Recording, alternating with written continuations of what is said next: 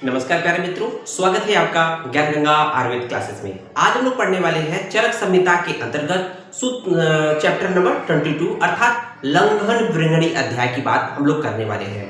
तो BMS second प्राप्त के पॉइंट ऑफ व्यू से जो संहिता अध्ययन में जो चैप्टर नंबर 22 है आपके यहाँ ये है, तो उसमें सबसे पहला जो पॉइंट आपके सिलेबस में है क्या है, अध्याय परिचय अर्थात इंट्रोडक्शन। तो अध्याय परिचय की आवश्यकता क्यों पड़ती है, आपसे प्रश्न पूछा जाएगा। तो इससे आपका पहली जब क्लास होती है, जब आप मान लीजिए फर्स्ट ईयर में एडमिशन लेते हैं बीएमएस में, तो आपकी जो पहली क्लास होती है किसी भी टीचर की 2-4 दिन 5 दिन क्या होता है, परिचय चलता है। क्योंकि जब तक जो टीचर और बच्चे एक दूसरे को रूबरू नहीं होंगे अर्थात एक दूसरे को नहीं जानेंगे, नाम गांव पता जो पूछा जाता है ना कि आपके पापा क्या करते हैं, आप कहाँ के निवासी हैं, तो इस तरह की बातें जब हो जाती है तो फिर कोई भी चीज जो टीचर बोलता है वो बच्चे समझ पाते हैं, जो बच्चे कहते हैं वो टीचर समझ पाते हैं। तो वही बात करते हैं, पहला किसी भी चैप्टर के स्टार्ट करते हैं उसमें अध्याय परिचय सबसे पहले इंपॉर्टेंट है। तो अध्याय परिचय का मतलब क्या है कि अध्याय का नाम क्या है, देखेंगे लंघन वृंगणी अध्याय। क्या नाम है, लंघन वृंगणी अध्याय। तो लंघन वृंगणी अध्याय क्या है, तो इसमें दो टर्म है, एक है लंघन, दूसरा है वृंगण। लंघन का मतलब होता है शरीर में लघुता उत्पन्न किया जाए करना, लंघन कहलाता है। लंघन मतलब शरीर में जिन क्रियाओं के द्वारा शरीर में लघुता या हल्कापन महसूस हो उसको हम लोग लंघन कहते हैं। वृंगण का मतलब होता है वे क्रियाएं जिसके द्वारा शरीर में, वो चिकित्सा जिसके द्वारा शरीर में भारीपन या गुरुता उत्पन्न की जाए उसको हम लोग वृंगण कहते हैं। तो कहीं ना कहीं जो लंघन वृंगण क्या है, चिकित्सा है ना। चिकित्सा किसकी है, तो हम लोगों ने इससे जस्ट एक चैप्टर पहले क्या देखा था, चरक सूत्र 21। चरक सूत्र 21 हम लोगों ने क्या देखा था, अष्टोनिंदित अध्याय। जैसा कि नाम है चैप्टर अष्टोनिंदित अध्याय में 8 निंदित पुरुष का वर्णन किया गया था। उस 8 निंदनीय पुरुष में मुख्य रूप से जो अति स्थूल और अति कृष्ण का डिटेल में वर्णन हम लोगों ने पढ़ा भी है, सिलेबस में भी है। तो अति स्थूल पुरुष की जो चिकित्सा बताई गई है वहां पर आप जब पढ़ेंगे, हम लोगों ने डिटेल में पढ़ाया है, आप पीछे चैप्टर में जाके देख सकते हैं। अति स्थूल जो व्यक्ति होता है उसकी क्या चिकित्सा बताई है, लंघन बताई है।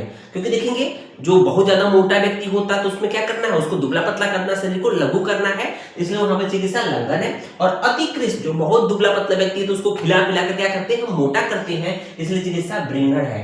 तो अतः ये लंघन वृंगणी अध्याय का प्रारंभ हम इस रूप में कर रहे हैं। इसका मतलब हम लोगों ने ये कर लिया कि ये इंट्रोडक्शन के पॉइंट ऑफ व्यू से हो गया। तो क्या हो गया लंघन वृंगणी अध्याय, ये समझ में आ गया कि अति स्थूल की चिकित्सा जो होती है लंघन होती है और अतिकृष्ट पुरुष की जो चिकित्सा होती है वो वृंगण होती है। इसलिए हम यहाँ पर लंघन वृंगणी अध्याय की चर्चा कर रहे हैं।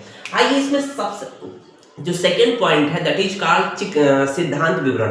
अब हम लोग थ्योरेटिकल पोर्शन की बात कर लेते हैं, जो सैद्धांतिक पक्ष की बात कर लेते हैं। तो उसमें देखेंगे सबसे पहला पॉइंट क्या है, वेरी वेरी इंपॉर्टेंट है, जो कि आपके एग्जाम में अक्सर पूछा जाता है, नहीं तो वाइवा में, नहीं तो अक्सर टीचर आपसे पूछते रहते हैं, षड उपक्रम। देखिए आपका सिलेबस में है षड उपक्रम। षड उपक्रम या इसको बोलते हैं षडविध उपक्रम, चाहे आपके एग्जाम में षड उपक्रम के नाम से आए या षडविध उपक्रम, विध मतलब टाइप हो गया है ना। तो देखिए यहाँ पर दो टर्म है, एक षड है एक उपक्रम है। षड का क्या मतलब होता है, षड का मतलब 6 मतलब 6 है ना, 5 6 है ना, 6 है ना। उपक्रम का मतलब क्या होता है, चिकित्सा है ना। तो 6 प्रकार की चिकित्सा है। पहला पॉइंट है कि जो इस चैप्टर में 6 प्रकार की चिकित्सा का वर्णन किया गया है ना, इसी को हम लोग षडविध उपक्रम कहते हैं। लेकिन 6 प्रकार की चिकित्सा तो चरक ने बता दिया, लेकिन 2 प्रकार की चिकित्सा अर्थात द्विविध उपक्रम का वर्णन वाग्भट ने किया, जिसको हम लोग इसके जस्ट बाद बताने वाले हैं। तो देखेंगे 6 प्रकार की चिकित्सा अर्थात षडविध उपक्रम में क्या क्या चीजें हैं, तो सीक्वेंस चरक ने दिया भी है, आपको पढ़ेंगे। देखेंगे पहले नंबर पे लंघन है, दूसरे नंबर पे वृंगण है, तीसरे नंबर पे रुच्छण है, चौथे नंबर पे स्नेहन है, पांचवें नंबर पे स्वेदन है, छठे नंबर पे स्तंभन है।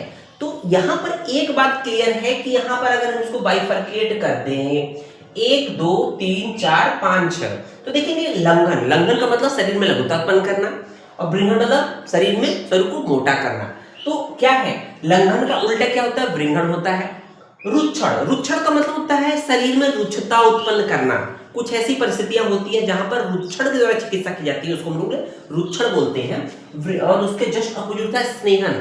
जब शरीर में ज्यादा रुक्षता होती है ठंड के मौसम में तो क्या करते हैं, वैसलीन लगाते हैं। होठ फटते हैं तो क्या करते हैं, वैसलीन लगाते हैं, मतलब कि स्नेहन कर लेते हैं ना, या शरीर में रुच्छा तो स्नेह का पान करते हैं तो शरीर थोड़ा सा स्निग्ध हो जाता है। तो रुक्षण का अपोजिट स्नेहन हो गया। उसके बाद स्वेदन, देखेंगे कि स्वेदन किसी को बहुत ज्यादा पसीना होता है, स्वेदन का मतलब होता है दोषों को स्वेद के मार्ग से बाहर निकालना। और यहाँ पर स्तंभन, तो कुछ ऐसी परिस्थितियां होती है जहां पर दोष, जैसे अतिसार की चिकित्सा है, अतिसार हो रहा है मतलब उसमें शरीर से जो मलमूत्र बहुत तेजी से निकल रहा है तो उसको रोकना है, कुछ कंडीशन होता है यहाँ पर रोकना है, तो स्वेदन का जस्ट उल्टा स्तंभन हो जाएगा। तो यहाँ दो ग्रुप हो गए, यहाँ पर लंघन वृंघण, रुक्षण स्नेहन स्वेदन स्तंभन, ये इसी सीक्वेंस में याद करना है बच्चों। तो ये तो चरक की षड्विध उपक्रम की बात हम लोगों ने किया। अब इसके बात करते हैं, हम लोगों ने कहा था कि द्विविध उपक्रम की बात भी साथ में कर लेना चाहिए। हम लोगों ने जब अष्टांग हृदय पढ़ा था तो उसमें अष्टांग हृदय मतलब वाग्भट जो फर्स्ट पार्ट में पढ़ा था, तो द्विविध उपक्रम वहां पर चर्चा किया था, इसलिए हम लोगों को शॉर्टकट में इसको बता दिया है।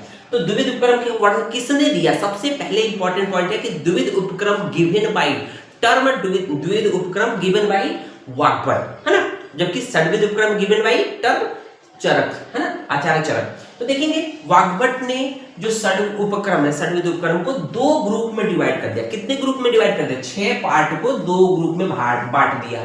6 पॉइंट को, 6 जो चिकित्सा थी षड्विध उपक्रम को उन्होंने दो ग्रुप में डिवाइड कर दिया। उसमें क्या है, एक संतर्पण चिकित्सा है, दूसरी अपतर्पण चिकित्सा। संतर्पण का मतलब क्या होता है? शरीर को तर्पण करना, मतलब उसको खिला पिला कर मोटा करना, है ना। और अपतर्पण का मतलब होता है कि उसमें लघुता उत्पन्न करना, है ना। तो इसमें देखेंगे संतर्पण के अंतर्गत क्या क्या आएगा, तो मतलब होता है शरीर में गुरुता उत्पन्न करना, और अपतर्पण मतलब शरीर में लघुता उत्पन्न करना, मोटा मोटा सिंपल सी बात है। तो देखेंगे संतर्पण में वृंघण है, स्नेहन है, स्तंभन है, जबकि अपतर्पण में क्या है? लंघन है, रुक्षण, स्वेदन है। तो ये मैं अलग से कुछ नहीं बता रहा हूं, आपको अगर देखना हो तो ये जो संतर्पण वाला है आपका, ये ग्रुप है, ये संतर्पण में चला जाएगा। चरक का ये 2, 4, 6 वाला पॉइंट है, किसमें चला गया? ये संतर्पण चिकित्सा में चला गया। बाकी लंघन, रुक्षण, स्वेदन, ये जो नेक्स्ट ग्रुप है वो अपतर्पण चिकित्सा में चला गया। तो यहाँ पर देखेंगे ये हो गया अपतर्पण चिकित्सा। तो मोटा मोटा हम लोगों ने बात कर लिया कि षड्विध उपक्रम चारक के द्वारा दिया गया है क्या क्या है, और द्विविध उपक्रम अर्थात संतर्पण अपतर्पण चिकित्सा वाग्भट के द्वारा दिया गया है वो क्या क्या है, मोटा मोटा हम लोगों ने बात कर लिया। ज्यादा डिटेल में पढ़ना हो तो वाग्भट उठा के देख लीजिए, या पिछले वीडियो फर्स्ट वीडियो को देख लीजिए। उम्मीद है वीडियो पसंद आया होगा। नेक्स्ट लेक्चर कंटिन्यू करेंगे। धन्यवाद।